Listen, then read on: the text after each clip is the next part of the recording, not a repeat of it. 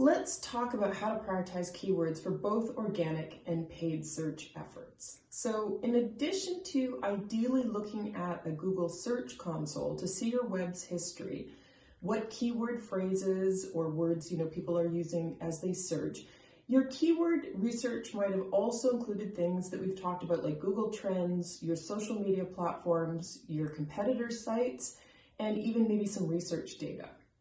So you can check out Google's semantic search terms as well at the bottom of the search pages as you start to explore. Once you have this list of keywords, teams can then often struggle with which words or phrases to prioritize. You might have long lists. And then how and when should you use keywords in organic versus paid search listings? So there are several tools that can help you prioritize keywords and phrases, particularly if you're going to take advantage of a nonprofit Google grant. And we'll talk more about that in section 3 because it invests in paid advertising. So as mentioned, in order to prioritize your keywords, it's helpful to create an Excel list with tabs for each web page. And that's going to allow you to sort your list based on a number of helpful criteria that we're going to zero in on to identify the best words for your program. So let's talk about keyword planning research tools. If you're going to use Google Ads, which is the platform you would use for paid advertising, you need to have an organizational Google Ads account.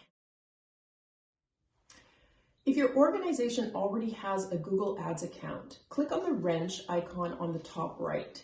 That's the Tools and Setting icon, and it's going to allow you to access Google's Keyword Planner. Now, I'll note that the keyword planning tool is only functioning if you have set up a paid advertising campaign. Then it's going to allow you to use the tool, which is very similar to other tools that we'll talk about, to get 4 key pieces of information that's going to help you prioritize your keywords list. So if you're using Google Ads, you start by adding your website in the key planning tool. Or if you don't want to start off with your website, you can add in 10 keyword terms from your trademark list to start you off. If you're using your website, Google's just going to search your site to come up with the relevant keywords your site already has. Then it looks at average monthly searches. So that's going to show a result often with terms that are searched in broad ranges. So is this term sort of getting between 0 to 10,000 searches? Or 10,000 to 100,000 searches. So it lets you see how many people are searching for a term. Note, if you're starting out from scratch and you have very low brand awareness, you might want to begin your search with more generic terms to get a kind of broad sense of what terms might be used for similar organizations or businesses. So you can scroll down below if that's the case and look at a site like alexa.com. You can enter your URL in Alexa and see if there are examples of similar sites. And again, it will provide some free data like similar sites with audience overlap. So while we're using Google Ads, we want to look at search volume because it's going to give some insights into the popularity of the search queries that we're looking at or the keywords we're looking at. But what it doesn't tell us is the competitiveness of that query.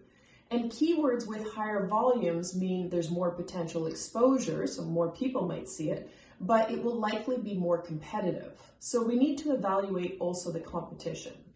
And this in turn might mean a higher cost per click if we're thinking about these keyword terms for bidding with paid advertising campaigns or part of a paid search campaign in the future.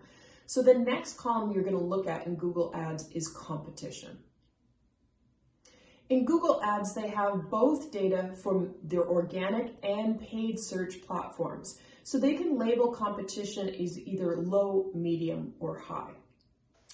Now that's how you can get information using the Google Ads Keyword Planner. But if you don't have a Google Ads account set up, there are a wide range of planning tools that offer a free trial period or even some limited free functionality if you register.